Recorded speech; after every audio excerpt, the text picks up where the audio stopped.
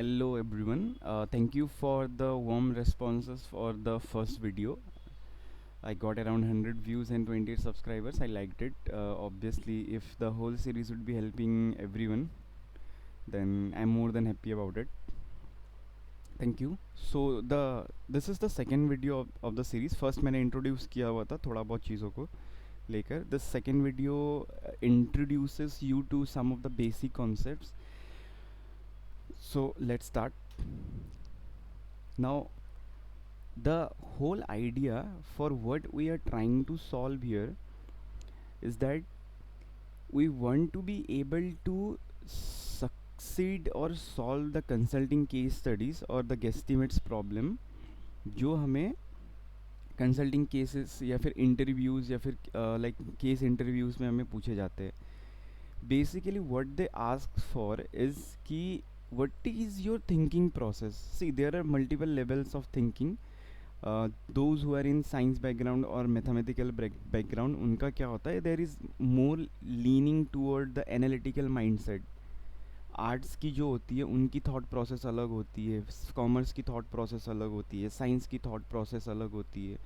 जो बंदा इन सब चीज़ों में है ही नहीं या फिर अलग MBA कर रहा होता है उसकी थॉट प्रोसेस अलग होती है. So basically word an interviewer wants to see in you is the ability to solve a problem or ability to structure a problem. क्योंकि इंटरव्यूज़ एंड ऑल में बहुत छोटी छोटी लाइक एग्जांपल्स और केसेस पूछे जाते हैं. In a real world scenario you are trying to solve a problem for your client and the scale could be very huge. छोटी स्केल से लेके बड़ी स्केल तक हो सकती है. देयर कुड बी प्रॉब्लम्स जो पहले कभी थी ही नहीं. There would be no resources over the internet. Clients बस तुमको फाइल्स भेजेंगे, बहुत सारे files, and you have to read them, analyse them, उनको स्ट्रक्चर करना पड़ता है. So the interviewer wants to see your thought process कि हाउ ब्यूटिफुली और how good you are able to structure the problem, understand the problem and present the problem to the interviewer. Right, that is the whole idea of the interview. So हमें धीरे धीरे वो develop करना है. Basically अभी हम क्या करेंगे, अभी हम बेसिक कॉन्सेप्ट्स को टच करेंगे. व्हाट दिस कॉन्सेप्ट्स आर, ऊपर ऊपर उनके बारे में थोड़ा थोड़ा पढ़ेंगे. And when we go deeper into how to solve the cases, we would simultaneously use these frameworks or tools or these concepts to solve the problems in an easy and a structured way. Right, हमें वही develop करनी है बस. So let us continue. Basically मोटा मोटा there would be six kinds of cases or problems जो तुमको पूछे जाएंगे. It's like first that is the profitability strategy. The name itself is self-explanatory. It asks you or it would require you to figure out कि जो कभी पकड़ लो there is a profitability decrease हो रही है और प्रॉफिटेबिलिटी इंक्रीज़ हो रही है, तो यू कैन नॉट डायरेक्टली से कि there are sales problem, there is this problem, there is that problem. You have to structure this problem. You have to ask the interviewer कि यहाँ जाऊँ वहाँ जाऊँ, can I go this, is it this kind of problem, is this revenue problem और is this cost problem. अगर cost में भी जाएंगे तो is it like this cost problem, sales कम हो रही है, या फिर हमने रिसेंटली कुछ ऐसा हुआ था कि प्राइसिंग हो रही है, like so on. Like just for say example, if there is a very good competitor that came against you and उसकी प्रोडक्ट बहुत अच्छी है, what you have to do कि अगर अगर एक कॉम्पिटिशन्स अच्छी हो रही है तो there would be price war. Now price war, what is price war is that कि now your products or services that you are providing, your company is providing, you have to fight it for or promote it on the level of price. जैसे पहले पकड़ लो, you are charging 100 rupees, competitor ने 90 में कर दिया है उसको, तो तुमको भी बाय डिफ़ॉल्ट अगर सेम प्रोडक्ट है तो 90 के अराउंड तुमको कहीं से लानी पड़ेगी. If your product is not differentiated, कि ऐसा नहीं कि एकदम डिफरेंट प्रोडक्ट नहीं है तुम्हारा, सेम प्रोडक्ट आ गया तुम्हारे मार्केट में. So you have to play on the level of price. See, now there are different aspects, right? Revenue increase हो सकती है, डिक्रीज़ हो सकती है, उसके लिए भी प्रॉफिटेबिलिटी इम्पेक्ट होती है, कॉस्ट ऊपर नीचे जा सकती है, उससे भी प्रॉफिटेबिलिटी इफेक्ट होती है. So this is how the structuring of all this cases goes on. धीरे धीरे हम उनके बारे में जानेंगे.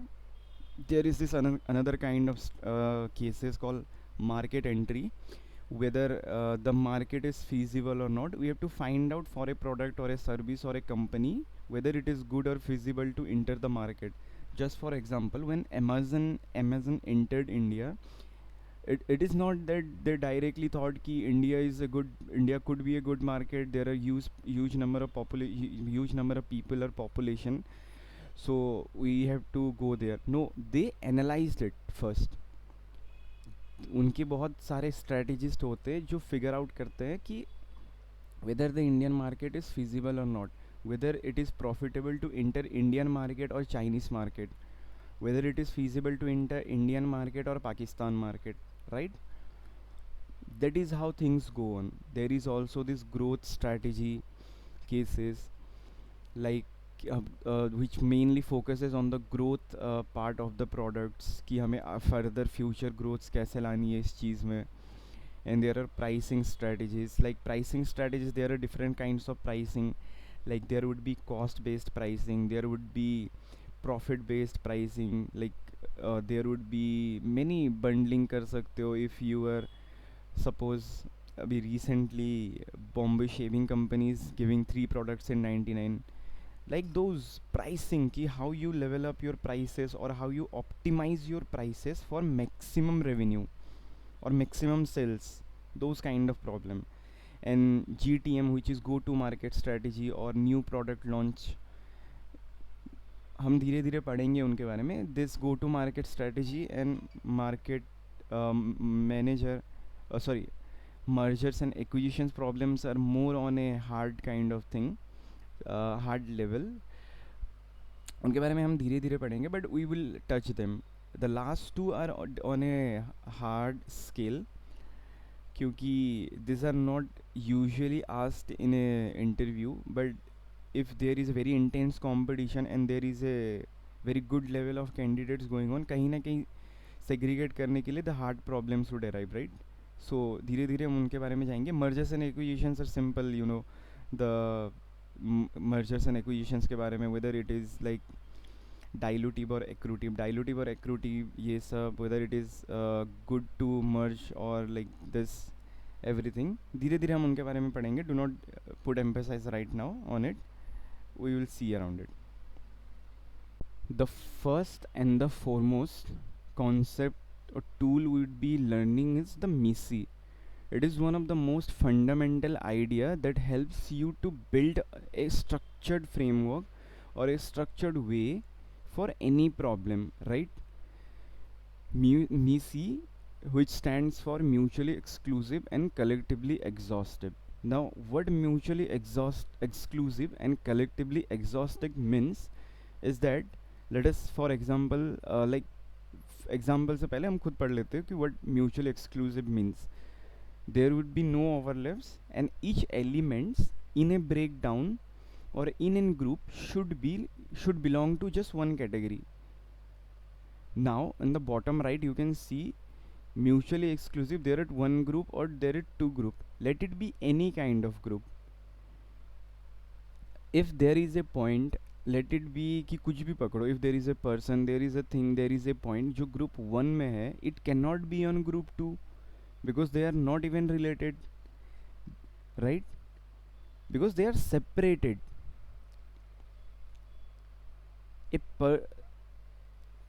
तुम सेकेंड एग्जाम्पल में देखो how group 1 and group 2 is overlapping because there is multiple mapping. Like यहाँ पे if I choose an element from the shadowy region, it could be on element 1 and it could be on element 2. Now the primary idea of the structured thinking or structured problem solving is to reduce the complexity, right? हमें हर problem की complexity reduce करनी होती है because we can not solve the problem as the whole और as it is. We have to reduce the problem into multiple layers so that our problem solving could be optimized, right? इसीलिए mutually exclusive means in itself कि there should be no overlapping on the groups, right? Now collectively exhaustive, what collectively exhaustive means that there should be no gaps and the categories should cover possibilities without leaving anything out. इसकी छोटी मोटी example on the lower side collectively exhaustive, the square, the gray square or rectangle, sorry, gray rectangle. Inside the gray rectangle, the A, B, C, D comprises of all the elements of the gray rectangle, right? But on the second part, if I only take B and C rectangle, it does not portray to me a complete image of the gray rectangle. That's why it is not collectively exhaustive, because it is not collectively reflecting the whole image. But on the left hand side, A, B, C, D is reflecting, or is showing me the complete image or complete picture of the gray rectangle, right?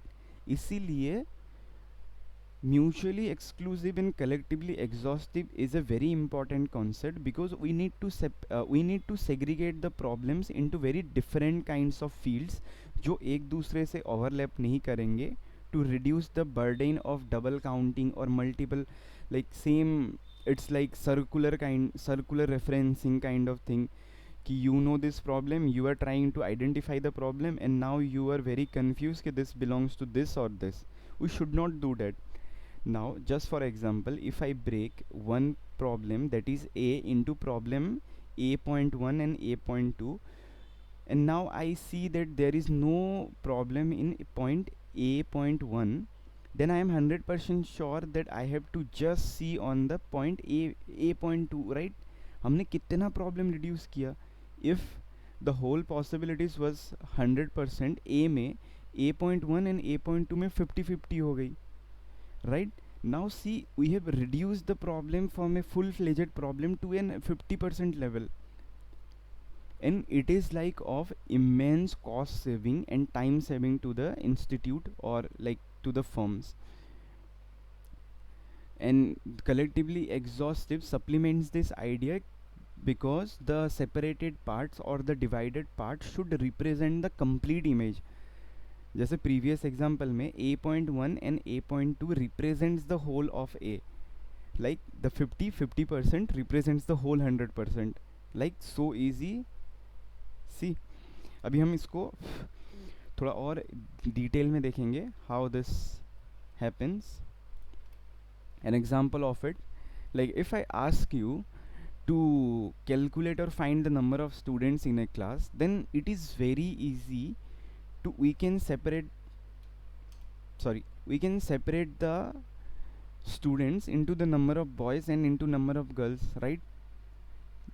Which are totally mutually exclusive. Why? Because any boy cannot be a girl and any girl cannot be a boy. दोनों के बीच में कोई overlapping नहीं है. Then हमारी first वो mutually exclusive वाली condition fulfil हो गई. Now collectively exhaustive, how? Because the number of girls and number of boys in a class represents the whole student batch, right? Now the number of boys and number of girls is representing or reflecting me the whole class strength. Whole image portray हो गई ना, so that is collectively exhaustive. Now similarly there are other layers, like अगर problem structuring को देखिए तो we can go on a different level, multiple level, like the number of boys or girls like can be further divided into the number of boys under 16, number of boys above 16. Another mutually exclusive case, because any boy under the age of 16 cannot be above 16. There should be difference, right? तो दोनों में overlapping नहीं हुई. Anyone which is under 16 cannot be above 16, anyone which is above 16 cannot be under 16. No overlapping. ऐसा तो नहीं हो सकता ना कि मैं 14 साल का भी हूँ और 16 साल का भी हूँ, नहीं हो सकता. See, now that is the mutually exclusive case. Now, how it is collectively exhaustive? Because boys under 16 and boys above 16 represents the whole strength or number of boys, which is representing the complete image of the number of boys. Another good mutually exclusive and collectively exhaustive case, very easy to understand. Now एक step further लेके जाएंगे इसको. अगर if I ask you what India is made up of, the complete image of India, right? या फिर if I tell you कि India की total population बता दो, या फिर लेट इट बी इंडिया के बारे में ही अभी देख लेते. India is not one entity, right? India is a multiple state. It's like an collection of multiple states जो एक साथ हैं in an harmony and peace. Let it be Assam, Haryana, Maharashtra, Uttar Pradesh. Now we have to see that this is also a mutually exclusive or collectively exhaustive case. How? Because any state, Assam cannot be another state, Haryana, right? Another mutually exclusive. And now, how the whole cases is collectively exhaustive? Because every state here represents India collectively. ऐसा नहीं है ना कि महाराष्ट्र को हम छोड़ दे कल, then we can form a complete image of India. No, it is incomplete, right? Kashmir को छोड़ दे एंड देन वी सी कि there is not an complete image of India. That is why all the states comprising would make a complete image और portray a complete image of what India is. Therefore another collective exhaustive and mutually exclusive good statement. Now further अगर layering को नीचे करते जाए तो असम को भी हम और डिवाइड कर सकते हैं, या फिर अनदर स्टेट पकड़ लो, district 1, district 2, district 3, then all the other districts. Again one district can not be in another district. Overlapping तो होती नहीं है डिस्ट्रिक्ट्स की. देयर इज़ ए डिफरेंट और डिस्टिंग्विश्ड और डिफरेंशिएटेड बाउंड्री, राइट? इसीलिए and this whole, that's why it is a mutually exclusive case. And then all the districts comprising should make a complete image of what the state is, right? That is why it is collectively exhaustive. Beautiful. And now one district can be again divided into tehsils, and one tehsils can be divided into villages, so on. Distinctions can be like तुम कर सकते हो further deep down the line, तुम layering और कर सकते हो. It's like कि अप टू तुम्हें कौन सी लेवल तक चाहिए होती, the granularity, the level of separations और लेवल ऑफ लाइक तुम किस लेवल में देखना चाहते हो उस चीज़ को. if I want to see a district level of image, then I am happy to separate it up to the district level of granularity, right? So on.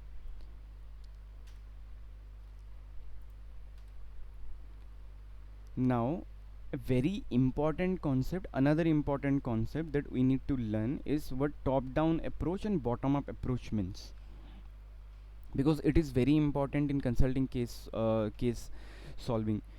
Sometimes you are given a problem and you have to figure out कि तुमको top-down approach use करना पड़ेगा कि bottom-up approach use करना पड़ेगा. And another thing, let me tell you, these frameworks are not for the interviewer. You will not ask the interviewer कि sir should I use the top down approach or bottom up approach.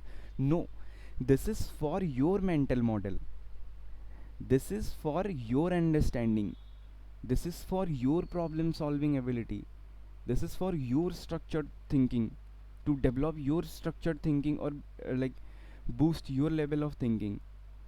उसको नहीं जानना है तुम top down use करोगे bottom up use करोगे, उसको जानना होगा कि बस how you are trying to solve the problem. Now what top down approach means is that you start big and then you narrow it down. What I have written here, just read it, like you begin with a big overall number, then break it down into smaller chunks. Okay, not understandable, yeah, फिर it's bit confusing. Okay, let us take an example. If you were given कि how many people or person eat pizza in Delhi in a year. Now very vague question right. First अगर कोई ऐसे consulting या MBA consulting preparation नहीं कर रहा होगा तो he would be like surprise कि how am I going to structure और solve it. But there is a very good approach to solve it. How? Because you know the overall population of India, which is around 1.2 to 1.4. अभी 1.4 के around है. Like but just for a round figure, easy kind of thing, हम 1.2 करोड़ करके पकड़ेंगे. Right? Very easy. क्योंकि we know the macroscopic level of data.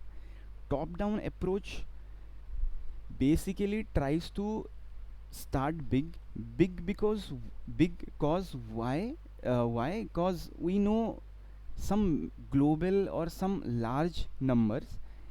In our case, say the population of India, which is a very macro number, and then we go down into the level deeper and deeper to solve the problem. Like in this example मैंने जो छोटे से लिखा हुआ है, दिल्ली की population कितनी है? 2 crore.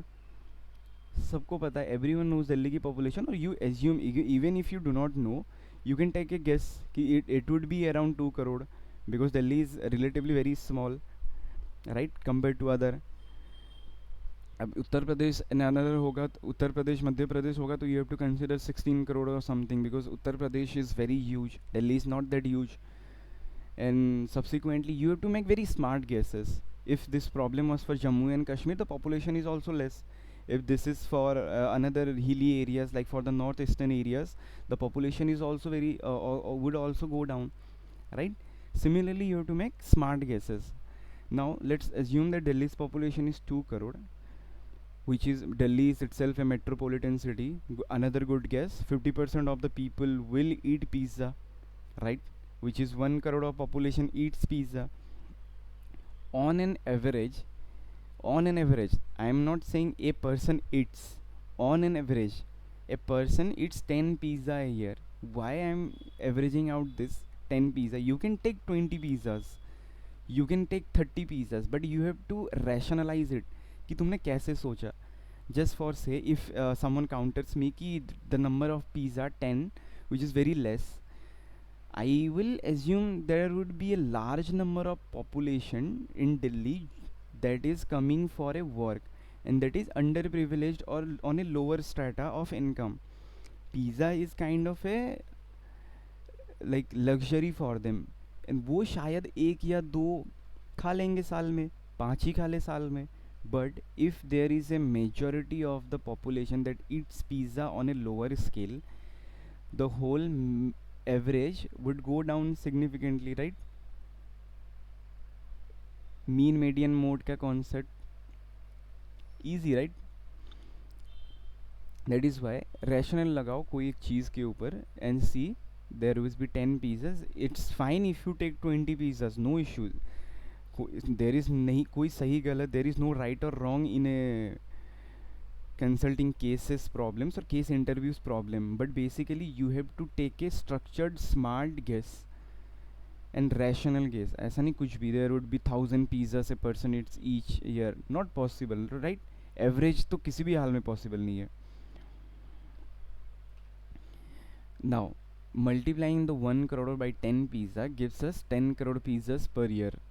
How beautifully we have started from a large number, which is the population of India or population of Delhi, then simply we narrowed down the problem into smaller chunks.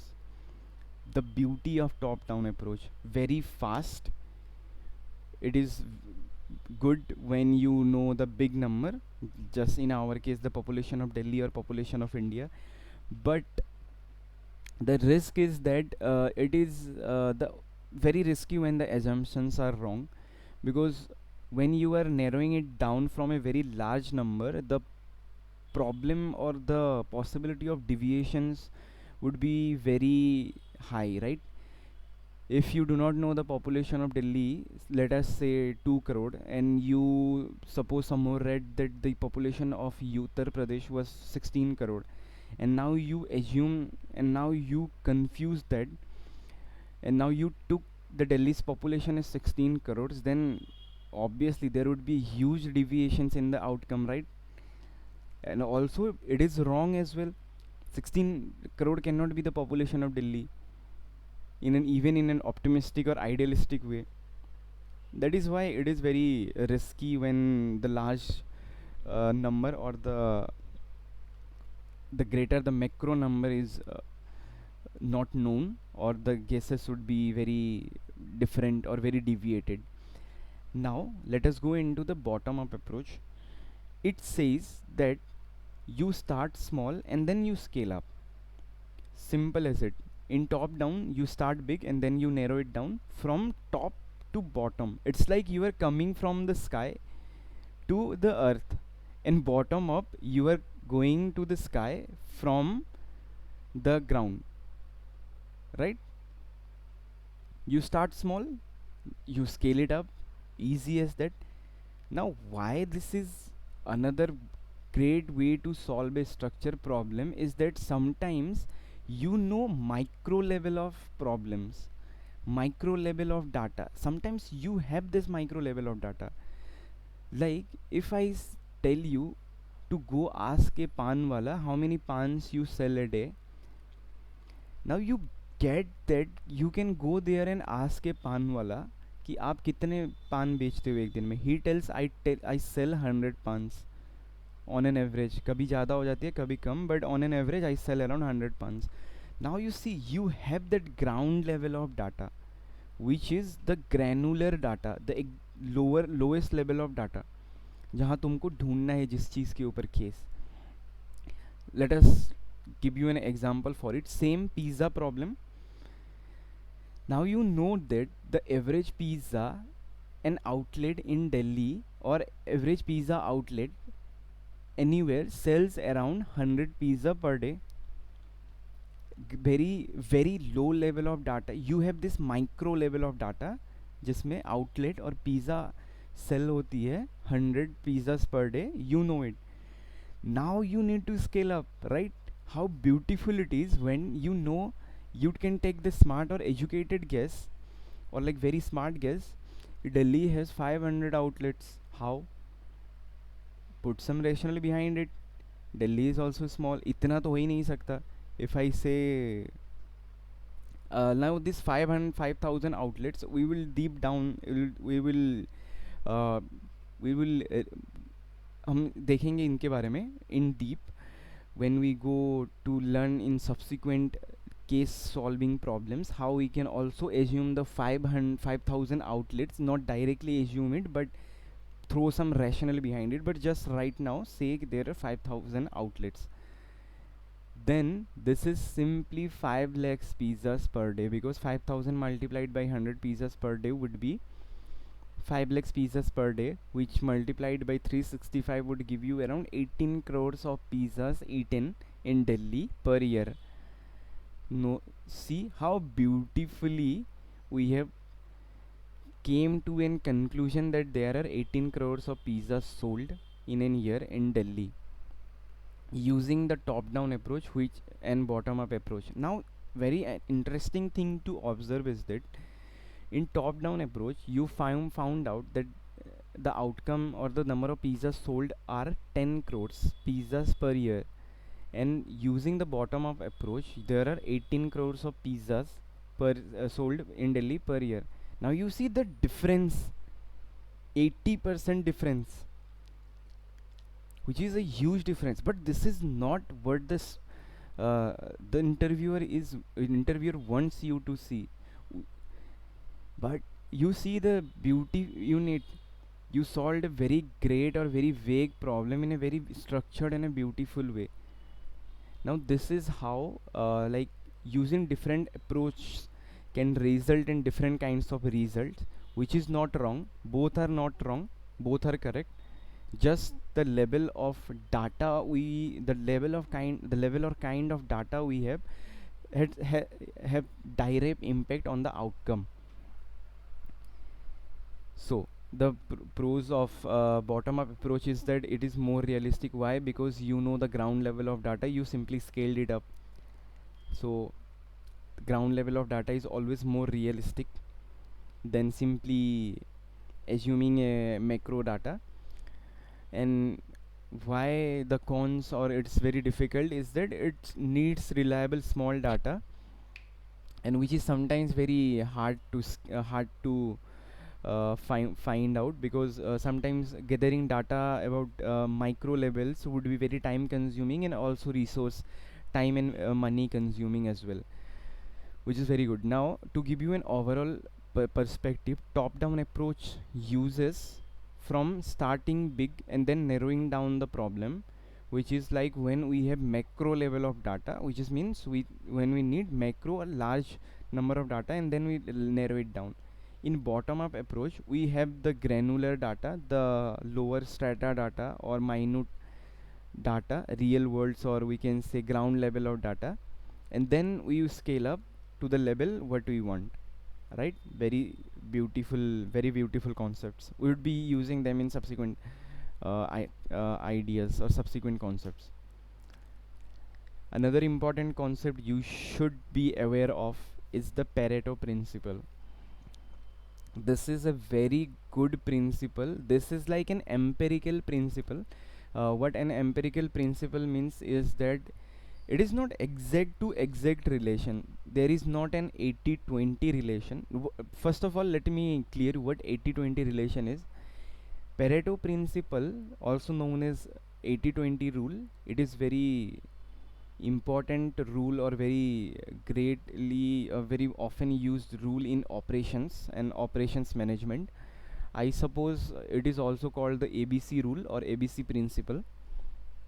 Let it be. The names are such like Pareto principle, 80-20 rule, or ABC principle.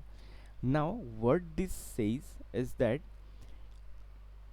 20% of n cases causes, like for any given case, 20% of the causes drives in 80% of the results. Very important and very understandable concept. इसको कहीं भी real life में use कर सको in an overall, थोड़ा बहुत ऊपर नीचे हो सकता है, but it gives you an overall idea कि what is the 20% of causes that are driving my 80% of the result. For an example, on the bottom side, 80% for companies, I can say, there have been instances for it. 80% of the sales come from 20% of the customers. Like, if you haven't thought of it in such a way, you think it from that perspective, there would be one or two people there. It's like saying ki 80% of the people are only 80% of the customers are only driving the 20% of the sales, but you know the 20% of the customers are driving the 80% of the sales. This is how the we can verify the 20% very important customers for the company. The background of Pareto principle comes from Italy or France. Not I cannot recall it right now. It was as such ki there was this land survey that went on. Land survey के बाद, when there was some analysis on the distribution of land ownership, then it was found out that 20% of the land was owned, sorry, 80% of the land was owned by 20% of the people in that country. Now you see, very good example that came up with it, and very great phenomenon. Like even in India, you can say that if we see the distribution of wealth, 20% of all the population comprises of 80% of all the wealth in India, which is true, right? Because most of the Indian, the higher level में जितने लोग हैं वो 20% 20% लोग 80% of wealth हैं उनके पास. It is true phenomenon. बाकी 80% के पास वो 20% ही wealth है, which is true, right? अगर तुम किसी भी एक टाइम पे तुम distribution of wealth in India देखोगे तो you would also see somewhat empirical relationship of Pareto principle in India. Not only in India, in many phenomenons, many countries or different ideas and all ideas, be it concepts, anything, be it any kind of data. Empirical इसीलिए क्योंकि same to same relation नहीं होगा, 20-80 नहीं भी हो सकता है, there could be 30-70, but in that level there could be 25-75, in there could be 25, like there could be 10-90, in so on, but 20-80 is the base kind of thing, because वहीं से start हुई थी in Italy or France. I'm not able to recall it. To give you an again to तुमको फिर से बता देता हूँ कि it's like after the land survey it was found out that 80% of whole land ownership in the country was in hands with 20% of the people. Great principle. Now to give you a second example, 80% of the complaints come from 20% of the problems. Another great problem, another great example. Also in sales it is also very important. Why? Because 80% of the profit comes from 20% of the products, and it is true. This is very true for ITC. You can research, I had researched around it. I found out that 20% of the products of ITC causes them the drives their 80% of the profit, and which is very true. When I found out this, I was highly surprised कि oh wow, what a great observation और great phenomenon कि ये क्या हो रहा है ऐसे. Even you can implement this in your own life as well. Like you can find out the 20% of the activities that causes your 80% of the time, and it will be true. अगर तुम 100 काम करोगे एक दिन में, 20% of your काम would be driving your 80% of the 24 hours in a day, which is very true. तुम phone चलाओगे 3 घंटे 4 घंटे, 4 घंटे चले गए, एक एक्टिविटी हो गई. तुम पढ़ लोगे थोड़ा बहुत, 2 एक्टिविटी हो गई. तुम मम्मी के साथ खाना पीना बनाओगे, 3 एक्टिविटी, थोड़ा और टाइम हो गया. Now the 80% of the whole day तुम्हारा उन्हीं 20% कामों के साथ ही चला जाएगा. This is so important kind of phenomenon. That's why it is very important. Never forget it. Now let us get deep down into more great concepts. थोड़ा धीरे धीरे इसको लेवल अप करते हैं चीज़ों को लेकर. I know the video might be slow, but I want you to have a clear understanding rather than simply wrapping up this concepts. If anyone wants to stay or learn things, then he or she will stay. Now, besides those 6 problems, those I gave you, ki market entry, profitability, those 6 याद है सबको? अगर याद नहीं है तो एक बार video वो करके देख लो पीछे. Besides those 6 problems, there are another problems जो तुमको ऐसे casually पूछ लेंगे to find out whether a company is investable or not. How do you figure out that whether the company is investable or not? This is more, this EIC or CI's framework is more helpful in equity research, because there it helps us to find out whether a company is investable or not. How? EIC frameworks, it stands for economy, industry and company framework. CIE जो उसका उल्टा है, that is the bottom up approach. पहले you figure out the company, then you figure out the industry, then you figure out the economy, then you take decisions. How EIC and CI are different? Because EIC is a top down approach. Why? Because in EIC the first thing that comes is to analyze the economy, which is a macro level, which is in the macro level, right? हम top down approach का basic idea क्या था कि you start big and then you move down. So starting big, economy is big, right? Obviously company is smaller. We start big, top down approach. Economy data, that is macro level of data, we have the data, then we go down into industry level, and then we go down into company level, top down में. how we figure out कि top down approach में ही या bottom up approach में, how we figure out, we will go deep into it, but basically तुमको एक overall understanding के लिए टॉप डाउन अप्रोच में क्या होता है कि you figure out how the economy is performing using pastel framework. What pastel framework or paste framework is? It is political, economic, social and technology. अभी पेस्टल को रहने दो, just take pest. PEST stands for political, economic, social and technological. Now you can quantify or qualitatively quantify this economy, whether the economy is doing good or not, because to be investable or to invest in a company, you want the in economy to good to perform good as well. You can, if there are two companies that are, just to give you a broad example, if there are two companies, same kind of companies, same kind of revenue, same kind of sales, same kind of fundamentals, everything, one is in India, other is in Pakistan. If you are an investor, which company would you choose? You can comment down, you can do anything, but just think.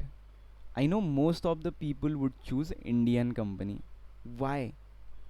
Because indirectly you do not know the framework, but you know that India's economy is good, right? It is good, it is well performing, it is stable. That's how we dive down using the top down approach. Like first say, if we try to analyze the political stability in India, it's good compared to Pakistan. Economic stability, it's good compared to Pakistan. Socio-economic perspective or socio-economic ideologies are good in India. We do not have we live in harmony, we live in peace.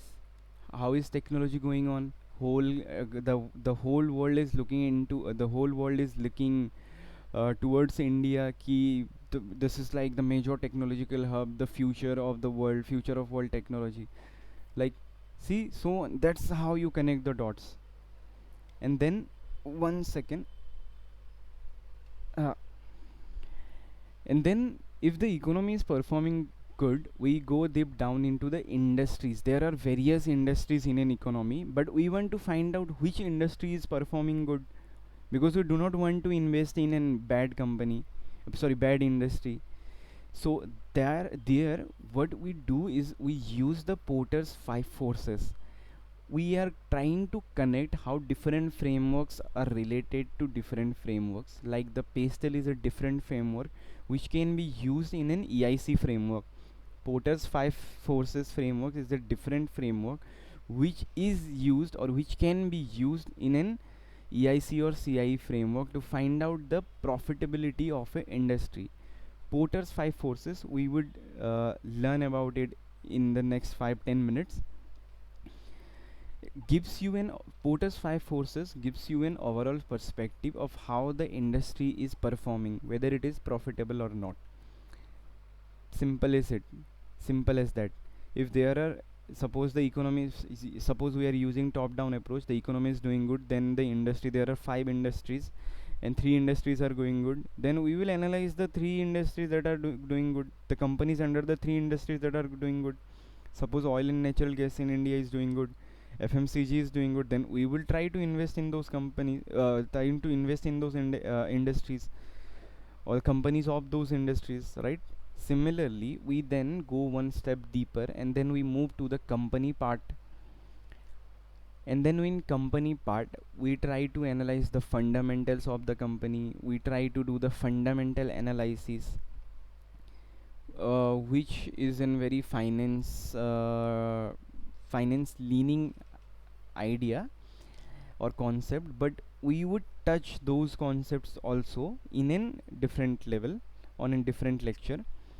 Just for now, understand companies fundamentals can be checked, companies technicals can be checked, companies management can be checked. There are different kinds of analysis that can be done, like just I said, fundamental analysis, technical analysis, management analysis as well. See, different kinds of perspective, how the company is doing financially, how the company is doing from a management perspective, without the management is good or not. Because even if the company could be doing good, because it's a very good company, or like monopoly like company, but the management can be bad, which would be harmful for the company in subsequent years, right? So on.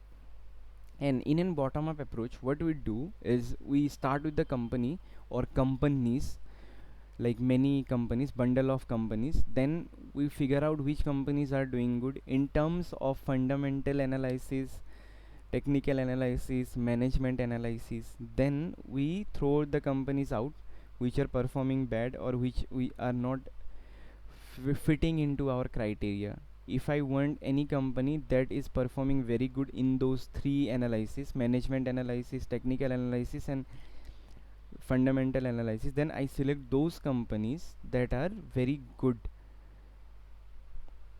and then we move ahead into the industry or the level of industry that these companies are.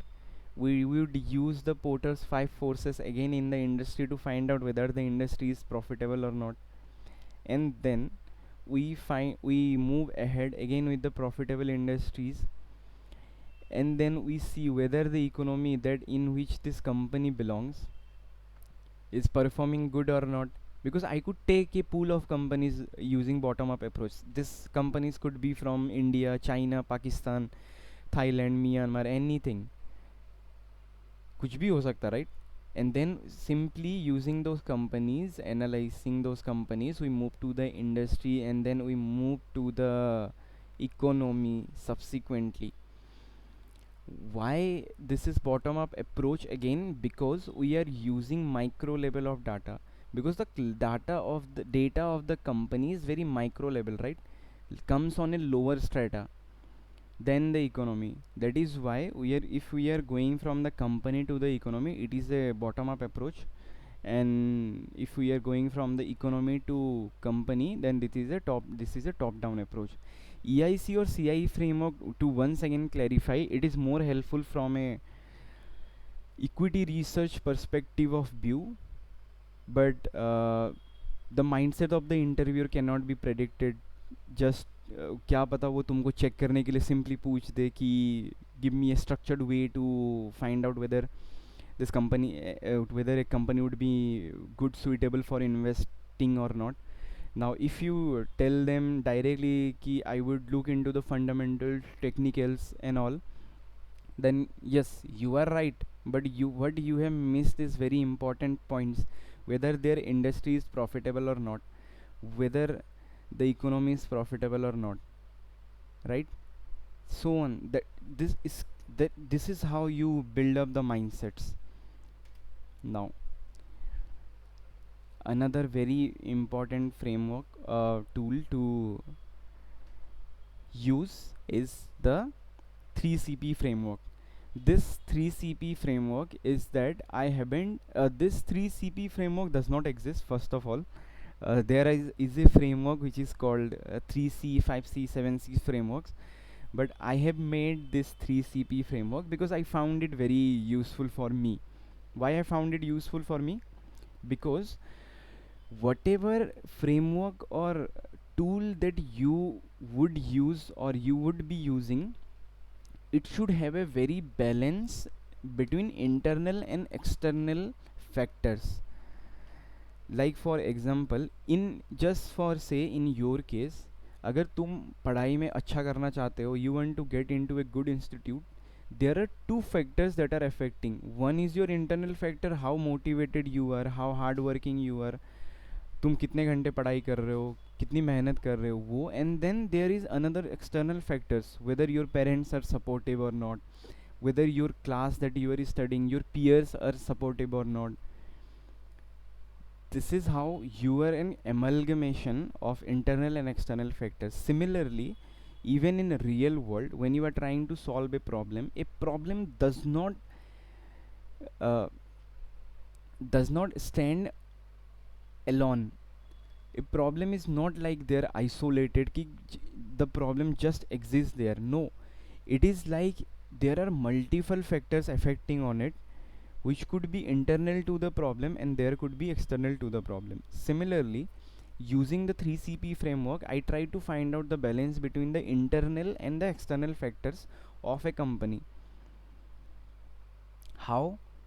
the 3CP framework, the 3C, first 3C stands for competitor, company and customer, or competitor, customer, company in no order, कैसे भी बोल लो तुम. Competitor, customer, company, and the last one is product. Now product and companies are very internal thing, right? If you are trying to solve a problem for your client, which is a service based company or a firm, now the businesses of the companies are an internal matter. The product which the company is making is also an internal matter, but the customers to which the company is selling are external to the company or to the product, and also the competitors which are trying to fight with the company or the product are also external to them, right? Obviously, think from your, think on your own, think from your perspective. Your competitors and your customers are external to you, right? And your company and your product are internal to you. Why internal? Your, it's your company, your ideologies, your business model. Product, your product. Companies, company थोड़ी, customer थोड़ी तुमको directly impact कर रही है. It is directly impacting you, but not in an internal way. Competitors are also impacting you but not in an internal way. वो तो externally impact करेंगे ना तुमको, कस्टमर्स एक्सटर्नली इम्पैक्ट करेंगे ना. लाइक तुम खुद देखो, इट्स लाइक कि तुम अपने घर के बारे में सोचो. एक होते हैं घर के झगड़े और एक होते हैं बाहर के झगड़े. घर के झगड़े इट्स लाइक दर इंटरनल झगड़े, इंटरनल कलेश, एंड तुम बाहर के झगड़े जो करोगे वो एक्सटर्नल कलेश. So what now, to back to the point, now the competitor and customer which are external to it, that comes later. First we would try to analyze what the internal factor is, or internal what, because internal matters first, right? पहले तुम खुद को देखोगे फिर बाहर को देखोगे. when you try to be good, you see, you be good from inside, or you be good, we be from within, and then you seek outside. if like खुद के एग्जाम्पल में भी देख लो. If you are suffering, if you are having an headache, और if you are having an fever, doctor external factors check नहीं करेगा पहले कि whether it was, whether the weather was hot और कोल्ड, लाइक कुछ भी thing, whether you swam somewhere और not. No, it would कि तो वो तुम्हारी पहले माथा में चेक करेगा, थर्मोमीटर चेक करेगा, how are you internals going on, right? वो पहले तुम्हारी इंटरनल चेक करेगा, and if you finds no problems in your internal, then it goes down to the external कि whether it was external influence और not. And even if there is an internal influence, there could be an external influence as well, right? So on. Using the 3CP frameworks, first let us try to analyze what the internal ideologies or internal factors are within the 3CP framework, that is the company and product. Now if you are given a problem or a case by the interviewer, and you want to know कि अगर तुमको, just for say the interviewer gave you a problem about a company XYZ, first thing to ask the interviewer is to that you want to know more about the company. How? Because you have to solve a problem around a business model, or like you have to solve a problem around the revenue or market entry. Without knowing the internal and external factors, you cannot solve a problem. That is why this framework is very useful, because if first you try to identify or learn how the internal factors are doing, first you try to learn how the company is doing. You could ask the companies what is the company's business model, how does it make money, what are its core competencies and differentiators. Now core competencies and differentiators are very heavy words, हम उनके बारे में धीरे धीरे पढ़ेंगे using further good examples, but let us for now say just say company, how the operations are structured, the supply chain, the sourcing, the delivery. See, this is how the company, you know more about the company. Basically mota mota, using this 3CP framework and using the company, you try to analyze what are we working with, on the right hand side bracket के बाहर मैंने लिखा हुआ है, this is like the main goal using the 3CP framework. Also to tell, you do not need to tell the interviewer कि I am using 3CP framework, I am using this framework. This framework is for your understanding. तुमको एक वेग problem दिया गया है, you have to solve it. Now कैसे करोगे? First तुम खुद स्ट्रक्चरली सोचोगे कि हाँ, I have to think about the internal and external perspective. Internal में what I can learn or what I can ask about the company and about the product, yes. And externally what I can ask is how the competitors are doing and how the customers are doing, right? 3CP frameworks used. You didn't ask the interviewer about 3CP framework or didn't tell the interviewer about 3CP framework, but you use the framework to know more about the case. This is how frameworks, tools and concepts are used. The internal factor using the company over mota you have to learn or ask what are we working with. Simple is that. Now under the product you have to learn about, or you have to understand how the product is functioning, how the product, or how what is the product's core value propositions. Core value propositions is also a very deep word. उनके बारे में if you want to learn, read on your own. नहीं हुआ तो in when we are trying to solve it in a very practical perspective, the cases, we would touch these points. But you just try to think it कि product's core value propositions is like what are the main value the product is offering, very unique values that the product is offering, right? Just for example, say there is a Vaseline, there is a product under the made or manufactured by the company Vaseline, जो for से कि तुम्हारी dryness को पूरा ख़त्म कर देगी कभी ज़िंदगी के लिए. तो it's like its core value proposition, right? It's very unique like those. And under the product category you can also ask or align like whether it is aligned with customer needs or perceptions, because you cannot sell product on its own. It should be aligned with customer needs and all. Also you can ask how does it perform, the quality, reliability, reviews, how it is distributed and marketed, like again internal.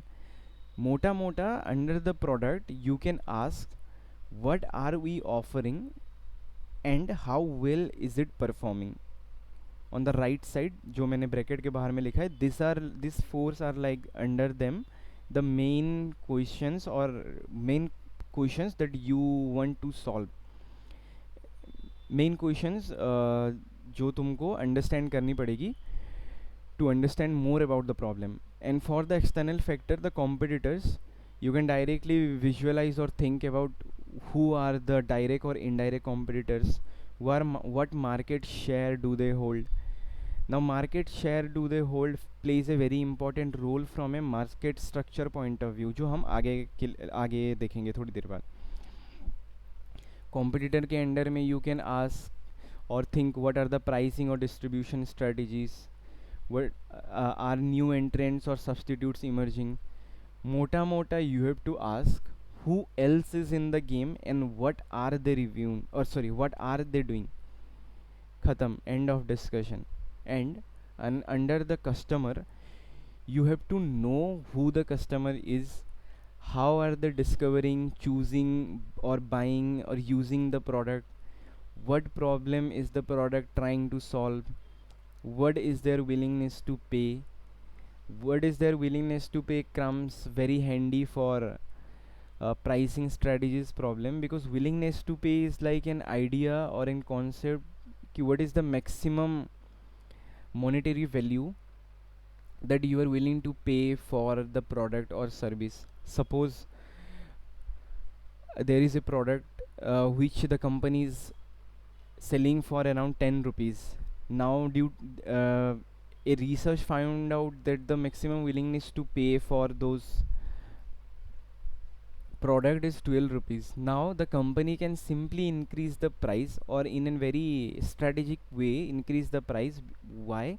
from 10 to 11. Why? Because the willingness to pay or the perceived value of the product in the mind of the customers is that it cost it cost them around 12 rupees, right?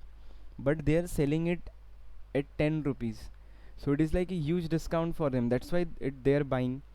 And even if it goes to 11 rupees, the willingness to pay, the product is not that much affected by the price increase. Why? Because the perceived value is that the price or the cost is around 12. The willingness to pay is like a very important concept. इनके बारे में हम और जानेंगे subsequently further lectures में. Like when we're trying to solve the real world problems, we will try to solve those problems and use those frameworks and use these kinds of concepts everywhere. Mota mota, you would have to ask or try to answer, who are we serving and what do they care about? Basic khatam, itna mein. Now this 3CP framework, I found it very handy. You just use it whenever your mind goes. Now 4 P's and 7 P's are also important. अभी उसको touch नहीं करेंगे उसको, क्योंकि वो mark उसमें आ जाती है. Now the macro economic EIC framework, if you remember, EIC framework में हमने क्या बात करी थी सबसे पहले? If we are using the top down approach, we would use the macroeconomic variables to go deep down into the company level, right?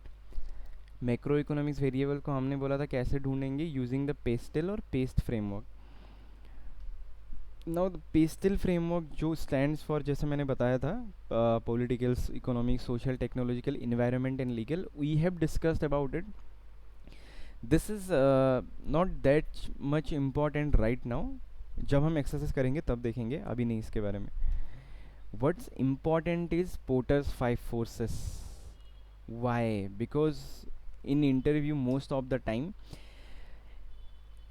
Macro level पे understanding थोड़ी कम ही होती है. जनरली इंडस्ट्री लेवल पे there are many many many cases. So having a very great grasp of Porter's 5 forces is very important. So what Porter's 5 forces is? Porter's 5 forces is said by, it was given by Michael Porter. उन्होंने identify किया था कि any company cannot or is not standing there in an isolated way. He gave this in his famous paper of, I suppose 1979 था शायद, I forget, I cannot recall it. 1979 था शायद, not sure. Please read about it. Michael Porter gave these 5 forces as an, like, contrary to the ideology that was prevalent during that time, that firms or companies or companies stand there on their own, isolated. But it was not. He first proposed that it was like many other factors that affect the profitability of a industry.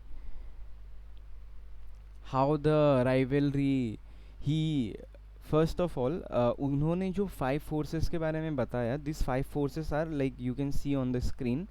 These are like the main forces that affect the profitability of an industry. It's like an industry is not isolated or not standing there in a vacuum unaffected by the external or internal factors. No, there are external and internal factors which play a very key role in shaping the outcome or shaping the future of the industries. That's why Porter's 5 forces is very important, because it was a very revolutionary kind of thing, revolutionary kind of ideology that came around that time. Main idea of Porter's 5 forces is to find out that whether the industry is profitable or not and what's shaping the profitability. There are 5 major aspects of it. Threat of substitute. First, main जो हम कहते हैं उसको, the rivalry among the existing competitors within an industry, bargaining powers of buyers, new threat of new entrants, bargaining powers of suppliers, threat of substitute products or services. These five forces he identify as very crucial factors that shape the industries or shape the outcome of an industries. How these five forces prevail is that centre में हम रखते हैं हमेशा industry rivalry को, because it's very internal kind of thing, internal kind of ideology कि rivalry तो आपस में ही होती जा रही है. Like in this concept, Porter's five forces concept, let us take the industry rivalry in a very internal way. Now, first on the right topmost side, there is this threat to new entrants. What is this threat to new entrants? Threat of new entrants is that how easy it is for someone new to start or enter the market. Very easy to grasp. Threat of new entrants is how easy it is for someone new to start competing. Very easy to understand. If you are not able to understand, let us think from a perspective that you cannot simply go to the bank tomorrow and ask them कि मैं एक airline industry खड़ी करना चाहता हूँ. Simply why it's not possible? Because it's very costly. It requires channels, it requires networks, it requires manpower, aeroplanes. But you can simply start a thela, roadside thela, in very easy way. Why? Because the threat of new entrants in aeroplane industry is very high due to high capital requirements or the ability of to formulate economies of scale, strong brand loyalty, right? But you can simply start a roadside thela within no time. Why? Because the threat of new entrants is low. Why? Because the cost is low. Why? Because manpower is low. Why? Because you do not need to go through all the government paperwork, regulations and everything. तुम simply घर से निकल जाओ, ठेला लगाओ, 4 पहिए का कुछ भी बना दो, जाके खाना बनाओ, ख़त्म. People are coming to eat it, right? That's why. Now what lowers the threat for the aeroplane industry in my example is the high capital requirement. Like for an example, starting a car company is high capital intensive. You simply cannot start a car company. Strong brand loyalty, like Apple has a very strong brand loyalty. Like you could tomorrow make a same phone as Apple, but you cannot succeed as what Apple is, because the fan base is very huge. The threat of new entrants is very, that's why it lowers the threat. Now economies of scale. What economies of scale is that whatever product or service you are offering in a lower level, like it cannot be profitable, or it might not be profitable as well. It could be loss making companies. But when you scale up, or when the level of consumers or customers go up, the economies of scale, the picture of economies of scale comes in, and you would be profitable. Why? Just for example, say flying an aeroplane with 1 passenger and flying an aeroplane with 150 passenger, which you feel is more profitable, right? Flying an aeroplane with 150 passengers. Why? क्योंकि यहीं पे the economies of, you know this concepts. See, you know this kinds of concepts, it's inbuilt in our mind, but it's very hard कि ये concept यही था बोल के. Now the economies of scale concept is very easy. When things scale up, you become more profitable, right? Why? Because fixed cost तो fixed cost ही रहेगा. The variable cost leads you to make profitable, right? That's the economies of scale. Just say कि छोटे level पे you might not be profitable as well, but on an when you scale up on a larger basis, on a greater consumer base and all, you start to become profitable. And also what lowers the threat is strict regulations and all. Now the second one, bargaining powers of suppliers. Now the bargaining powers of suppliers, the main concept is the can the suppliers squeeze you. Suppliers powers increase when there are few suppliers, their products is unique or essential, it's hard or expensive to switch, they can forward integrate, meaning they might just become your competitor. Now we try to explain it what this those all means. Suppose if in an industry or if in a company you are a supplier, suppose let us say the give an example of Apple. Apple में क्या है कि the semiconductor, Apple में जो chips and all लगती है, the semiconductor those come from Taiwan. The suppliers of Taiwan are like world class level, उनका कोई मैच ही नहीं है. And that is why Apple and many other companies are so reliant और like so dependent on the Taiwan manufacturing, Taiwan semiconductor manufacturing companies, क्योंकि the supplying power of them is very high. Why? Because there are very few suppliers. In fact उनकी quality of level कोई match ही नहीं कर सकता. They are so good, their product is so unique, their design is so unique, right? That is how the supplier powers increases. And what for the last line, they can forward integrate, it means like उसकी एक पूरी chain आती है, वो आगे के lecture में हम पढ़ेंगे the whole chain. But in an मोटा मोटा बेसिस अभी के लिए ये सोचो कि if you are an rubber company which this rubber company was supplying its rubber to a tire factory or tire industry, but right now they wanted to come into the tire industry itself, क्योंकि obviously rubber तो उनके पास है ही है. Now they could get the regulations and manufacture start a plant for the making the tire itself. This is called forward integration. You moved forward onto the chain from a like हर एक product की एक chain होती है, like जहाँ से एकदम product की basic चीज़ें शुरू होती है उसके एंड पॉइंट तक कंज्यूमर तक एक चेन होती है. फॉरवर्ड इंटीग्रेट हम उसे कहते हैं when from the lower strata और फ्रॉम द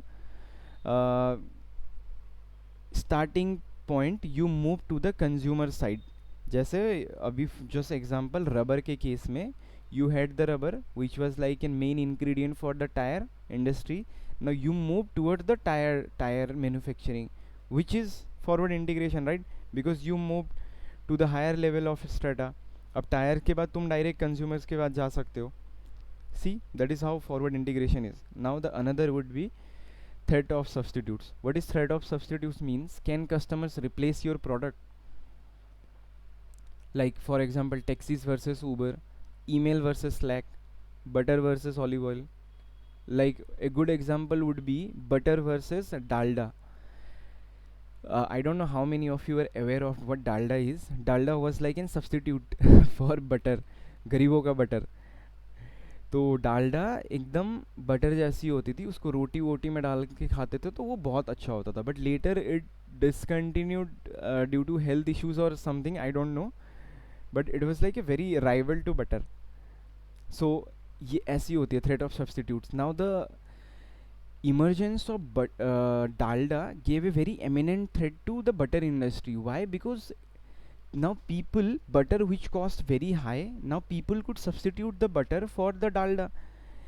Like तुम होटल में it was like कि लोग बहुत सारे होटलों में बटर बोल के डालडा बेच रहे थे. Why? Because Dalda is cheap, butter is not. लोगों को गरम गरम रोटी में डाल के तुम डालडा डाल के दे दोगे ना तो बड़े बड़े लोगों को पता नहीं चलती थी. या फिर मक्खन की जगह डाल के दे देते थे तो बड़े बड़े लाइक गरम गरम में वो पता ही नहीं चलती वो डालडा है कि नहीं है. वो तो तुमको एकदम रोटी जब ठंडी हो जाएगी, कल हो जाएगी, क्योंकि डालडा जम जाती है, तब पता चलता है कि ऐसी होती है. जो डालडा थी गरम गरम में किसी को पता नहीं चलती. Now hotels and all could exploit it, right? Why? Because this is saving their cost. And now the butter companies के सेल्स पे बहुत हैवी इम्पैक्ट पड़ेगा, क्योंकि now hotels in lower level of people are not buying it. This is how the threats of substitutes comes into picture. जैसे taxis की जगह Uber आ गई, substitutes taxi mafias जो थे या फिर टैक्सीज एंड ऑल जो थी होती है वहाँ पे जो अपनी कल्ट बना के बैठे होते हैं, Uber totally disrupted them. Why? Now, another better example of it would be Uber versus Ola, right? Taxis का भी example is good because taxis were time consuming. People को पता नहीं होता था, there was not price identification. कोई 200 बोल रहा है, कोई 400 बोल रहा है, कोई 600 बोल रहा है. But now Uber universalized it. You cannot simply ask the passenger for 1,000 rupees for a travel of 100 rupees, because you can directly open the app and see, right? That's how the threat of substitute is high when it is cheaper, easier to use, and seem as equally effective, right? Now the fourth would be bargaining powers of the buyer. This is also very important. Why? Because can main concept or main idea to answer here is, can customers bully you or not? Why this is very important? Because customer can hold the power for certain kind of products. First, let me read it. Customers power is very high when there are few buyers, like airlines buying from Boeing. They buy in bulk, they can easily switch to competitors, or they are price sensitive, they are well informed. Now, to give you a broader perspective or give you an example of it, just say there are two products, identical products, same to same, दोनों की price बहुत ऊपर नीचे नहीं है. One cost around 10, another cost around 10.2.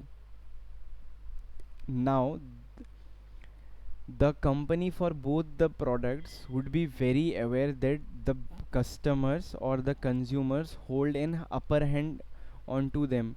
Why?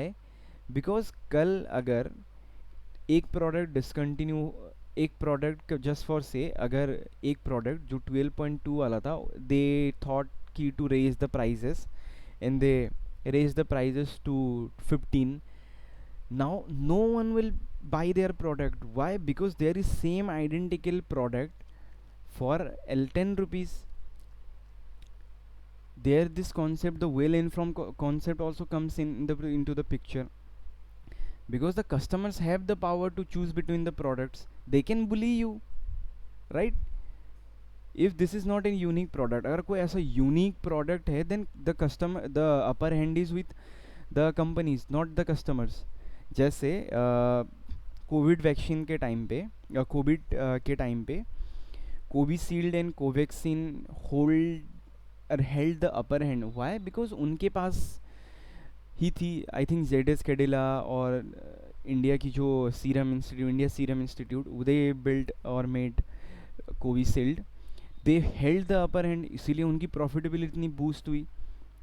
वो government was the direct buyer of it. Government bought in bulk for them, they were the suppliers for government also. किसी और कंपनी के पास वो थी ही नहीं. कंज्यूमर्स कैसे वो करेगा, कंज्यूमर्स कैसे नेगोशिएट करेगा? लाइक तुमको एक वेरी इंटरेस्टिंग एग्जाम्पल बताता हूँ. You should read about it. Martin Shkreli और something, I forgot the name. Martin Shkreli, he was the CEO of an American institute that manufactured cancer treatment or cancer treating drugs, जिसकी price around $5 और $10 थी. He raise the price of those products from $5 to $900. Now तुम खुद सोचो, if you are an cancer patient, किसी और के पास वो दवाई है ही नहीं, you are like the sole manufacturer of the drug, and you were selling the drug for $5, and now you are selling the drug for $900. Why? Because they have the upper hand. Customers के पास like buying power है ही नहीं, bargaining power है ही नहीं उनके पास, right? This is how the concept rolls in.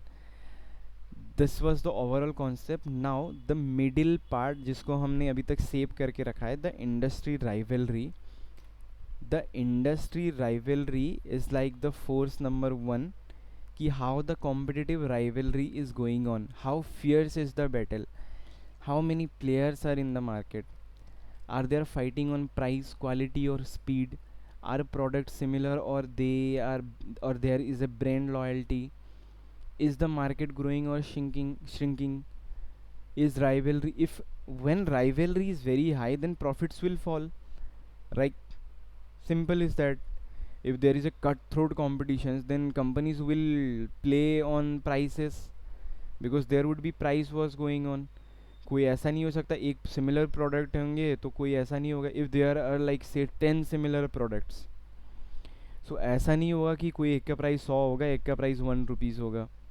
No, this is not possible. Every other company would try to price their products is close to each other. So उसकी बदौलत क्या होगा कि लोएस्ट मार्जिन्स होंगे, क्योंकि सबको सस्ते में चाहिए होता है. कोई महंगा बेचेगा, दूसरी कंपनी सस्ती में बेच के सारा प्रॉफिट उनकी खा जाएगी और सारे कंज्यूमर्स ले जाएगी. इसीलिए when rivalry is high profits fall, because companies are constantly cutting prices, out marketing each other और over spending on product features. इसीलिए when rivalry is very high the profits fall. Now, this concept of competitive rivalry can be identified or can be further broken down, or like broken down, no, further expanded into the market structure concept, which is another concept. Like you try to see how we are mapping different concepts. EIC framework में हमने pastel और porters 5 forces लगा दिया. Porters 5 forces के market rivalry और industry competitive rivalry में हम market structure लगा रहे, which is a different concept. See how like how bundled these concepts are together.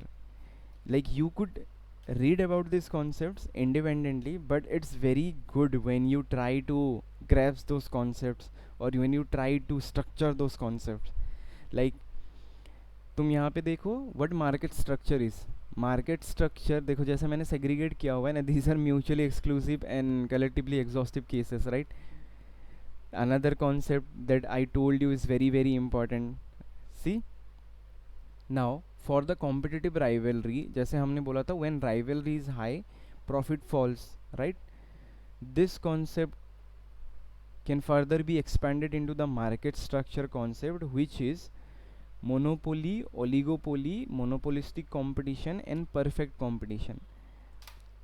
Now going deep into those concepts, what monopoly is, like मैंने ऐसे 1 2 3 4 करके कर दिया है क्योंकि इतने में ही जगह नहीं होती. तो monopoly on the right hand side you can see there is this thing rivalry.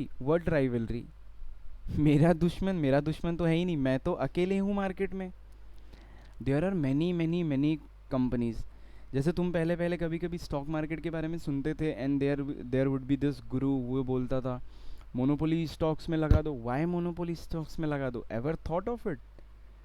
If you thought of it it's good, but if you haven't thought about it, think it. Try to develop those mental model, try to develop those structured thinking. Why people used to tell you to invest in monopoly companies? Because monopoly concept in itself means I am the sole person here. मेरा कोई competition ही नहीं है, and when there is no competition I can survive in a long term, for a long term, right? First let me read it. There's only one player, no direct competitors, they control price, supply and terms. Now what this means is when you are monopoly, जैसे Martin Shkreli के concept में, he held the upper hand. Why? उसकी monopoly थी, he was the sole maker of those drug. ऐसा और कोई drug बनाता ही नहीं था. So he was like rivalry. What rivalry? I could play on the price. That's why he increase the prices from $500 to $900. Obviously there regulations हुए, courts के hearings हुई बाद में, which was letter part, because it was very unethical कि cancer की drug की prices उतनी इतनी बढ़ा दी है. Now people are not able to afford those drugs and people are dying, people died. बहुत सारे केसेस हो गए थे, like thousands of cases, people filed cases against the company and Martin Shkreli. But let it be, it's a different concept, you should read about it. मैं link में या फिर description में वीडियो लिंक डाल दूंगा मार्टिन स्क्रेली के बारे में. Go through it. Now that's why when there is no competition, you could control the price, you could control the supply, you could have your own terms, you held the upper hand in it कि I am the supreme, those kind of thing. Examples के लिए local water supply companies,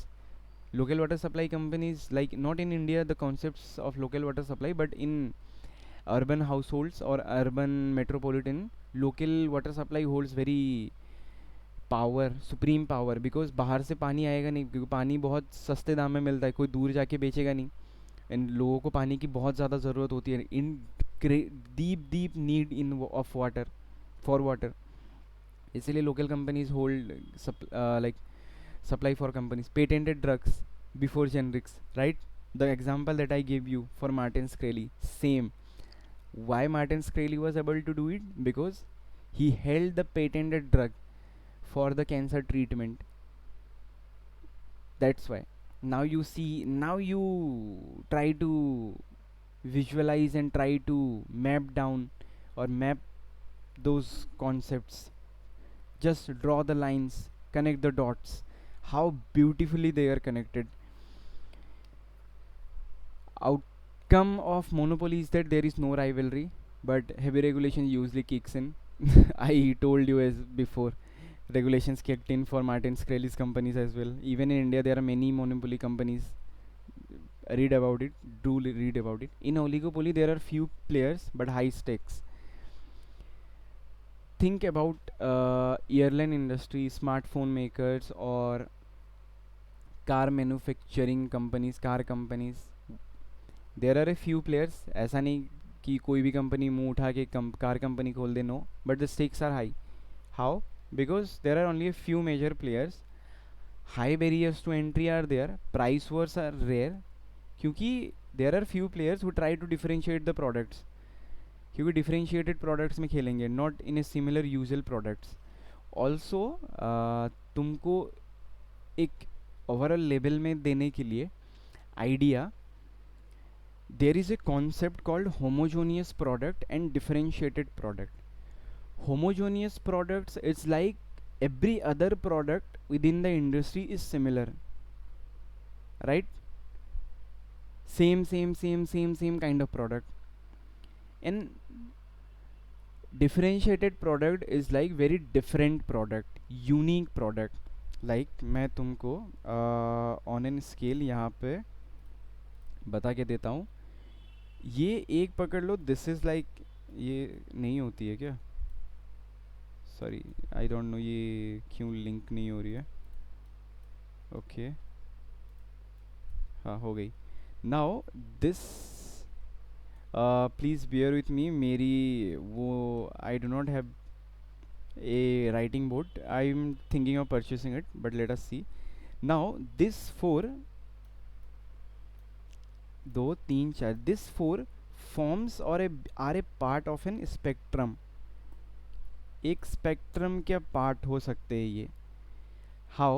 on the right most side, monopoly के side में, you would find differentiated and unique product. differentiated, sorry, this like यही है अब जो है, differentiated products or unique products. And on the left hand side of the scale you would find very homogeneous product. Homogeneous product.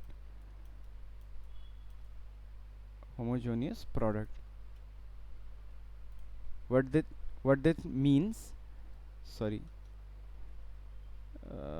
इसको एक बार हटा देता हूँ. what this means, is that when you are in a monopoly kind of market, the product is very unique. क्योंकि product और कोई competitor है ही नहीं, तो no one is making it, even if someone is making it it's not of that important, इसीलिए the rivalry है ही नहीं इंडस्ट्री में, तो the product is very differentiated. But when you move from monopoly to perfect competition में पहुंचते पहुंचते the whole market structure changes in such a way that the product becomes very homogeneous. The products that different companies are making would be very similar to each other, right? इनको इसके बारे में अब देखते हैं हम. Like we are on the oligopoly में हम थे. नाउ ओलिगोपोली में क्या होता है कि द प्रोडक्ट आर स्लाइटली होमोजोनियस, इतना भी नहीं, because you can see Maruti, Suzuki, Tata, Mahindra, these are all major few players, but a few players and the stakes are very high because cutthroat competitions है इनका भी चल ही रहा है. सॉरी, नॉट cutthroat competitions अच्छा चल रहा है, ठीक ठाक चल रहा है. नॉट दैट कि ऐसा नहीं कि हमें हर बार एक ही गाड़ी मिल रही है, हर कंपनी एक ही गाड़ी बना रही है. नो, हर कंपनी एक ही गाड़ी नहीं बना रही है.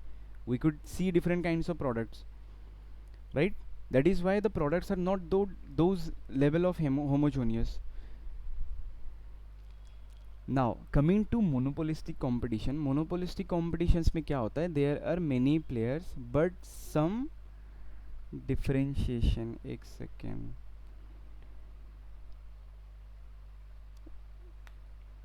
हाँ, सी, जैसे मैंने बताया था तुम लोग को, on the right hand side of the scale that is the monopoly, there is differentiated products. On the left hand side scale there are homogeneous products.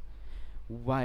Now monopolistic competition type of market structure में you could see that there are many players but there are some differentiation holds very paramount important for it. क्योंकि now the level of differentiated products like unique products हम जैसे धीरे धीरे left side आ रहे हैं वो तो ख़त्म होती जा रही है. क्यों? क्योंकि there is more players coming on to the picture, universality होती जा रही है, सेम लेवल ऑफ प्रोडक्ट्स बनते जा रहे हैं, प्राइस वॉर होने स्टार्ट हो गई है.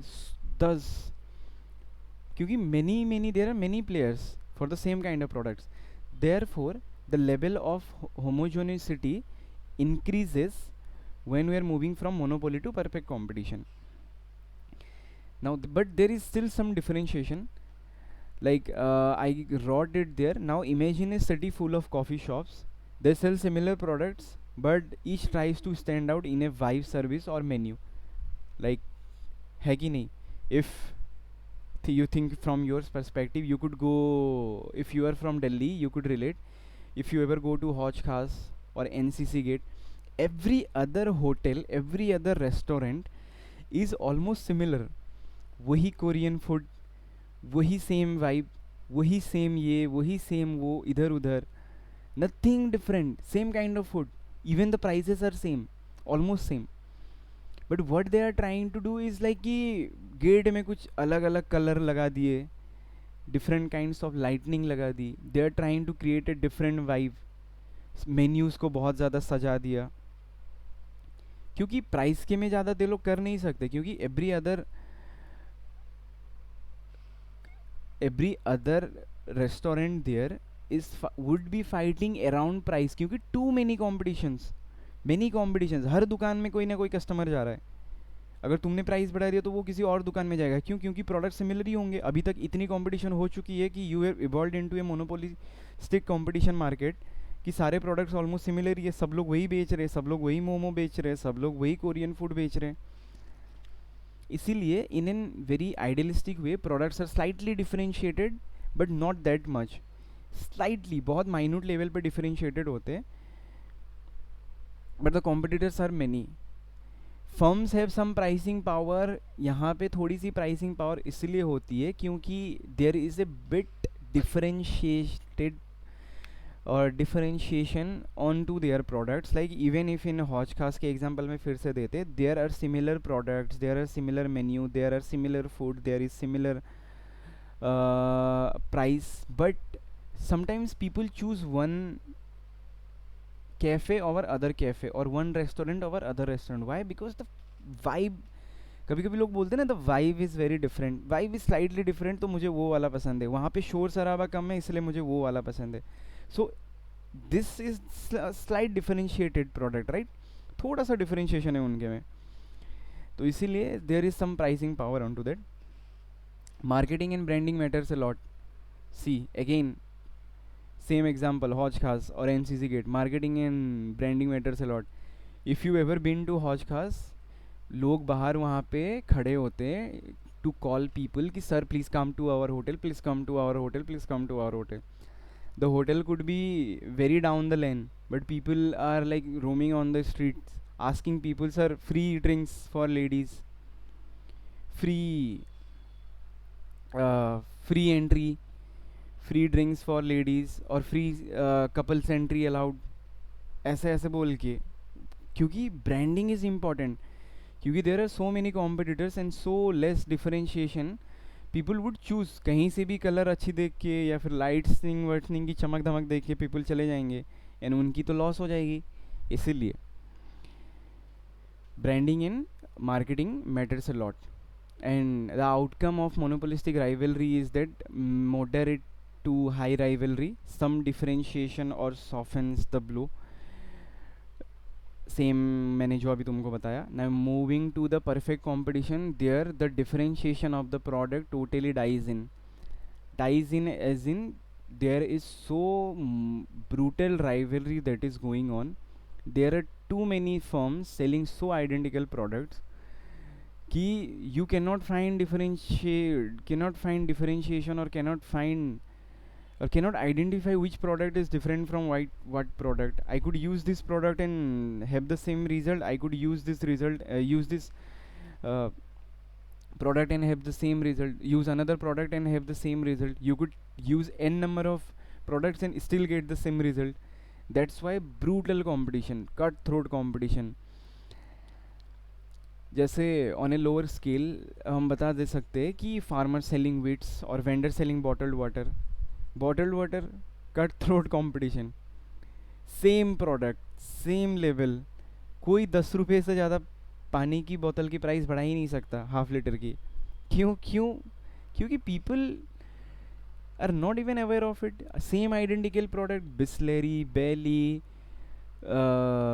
second hand competition. So वो रेल में तो आप अगर आप रेल से कभी ट्रेवल करोगे, ट्रेन से ट्रेवल करोगे, then you would get everything, every kind of water, every name, कुछ भी नेम आपको मिल जाएगा. Same product, same packaging, Bisleri Bailley की जैसी, सेम कलर, वही ग्रीनिश ब्लू और डीप ब्लू या फिर लाइट ब्लू के कलर में, same product, same price,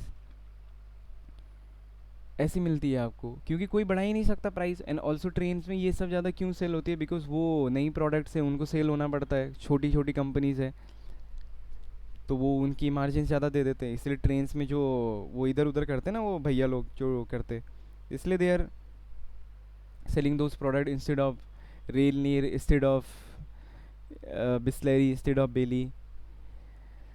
now what type of phenomenon or what type of overall factors are going on in perfect competition is that the rivalry is at its maximum, big cutthroat competition, prices are driven down to the bare minimum. इसलिए मैंने बोला ना कि वहाँ पे rail में वो दूसरे वाले प्रोडक्ट क्यों यूज़ करते हैं जो सस्ते प्रोडक्ट होते हैं, क्योंकि वो मार्जिन ज़्यादा देते हैं. क्योंकि वाटर इंडस्ट्री में, वाटर बॉटलिंग इंडस्ट्री में कट थ्रोट कॉम्पिटिशन है, तो margins are very very very low. So even if one company is providing you 0.25 rupees of more, 25 पैसा of more profit, then people are willing to choose it, the sellers are willing to choose it. So everyone is fighting for a very razor thin margin, intense rivalry, low profitability. Now this is the structure of whole market. Now इसको हम यहाँ पे कैसे connect कर सकते हैं industry rivalry में? क्योंकि इंडस्ट्री राइवलरी में या तो लाइक की whole point of discussing about Porter's 5 forces was to find out whether the industry is profitable or not. And To find out whether the industry is profitable or not, we can simply find out from the market structures as well. Rivalry कैसी चल रही है? When the rivalry is monopoly, you have the upper end. When there is no rivalry and you are in a market structure like monopoly market structure, on the right hand side, very differentiated product, the profitability is high. But as you move towards the more competition or more perfect competition type of market, the competition is so high that you are fighting for razor thin margins and the intense rivalry is going on. See, this is how you relate all those concepts. And this is like I'm bringing the end of basic concepts part 1 of this video series. The video is already 1 hour and 30 minutes. It's very time consuming for me as well, for you as well, to sit and understand this concept for 1 hour and 30 minutes. But if you are till here, thank you. And I'm trying to bring it in a more interactive way because this is my second video in itself. I would try to bring it in not a very dramatic or very monologue kind of monopolic kind of way, because what I'm doing right now is कि I'm doing very less writing because मेरे पास अभी writing pad है नहीं, and I'm teaching you, or I'm like lecturing you based on the PPT I am making right now. Even I am tired. मेरे एकदम मुंह से words नहीं निकल रही है. I am tired. What I am trying to do is like ऐसे explain करने में बहुत time लगता है. But also it is very good. But I'm trying to thinking. I'm thinking कि मैं drawing pad ले लूँ and उसके बाद like instead of teaching you from directly the PPTs, I will try to teach you in an like same on the spot बना के. जैसे ये मार्केट स्ट्रक्चर हुई, इसकी 4 पार्ट्स होंगे: perfect competition, monopolistic, oligopoly, monopoly. जैसे अभी मैंने राइट साइड में और लेफ्ट साइड में लिखा differentiated product, homogeneous product, like so on. So I am trying to evolve, I am trying to be better as well. So thank you, bye bye.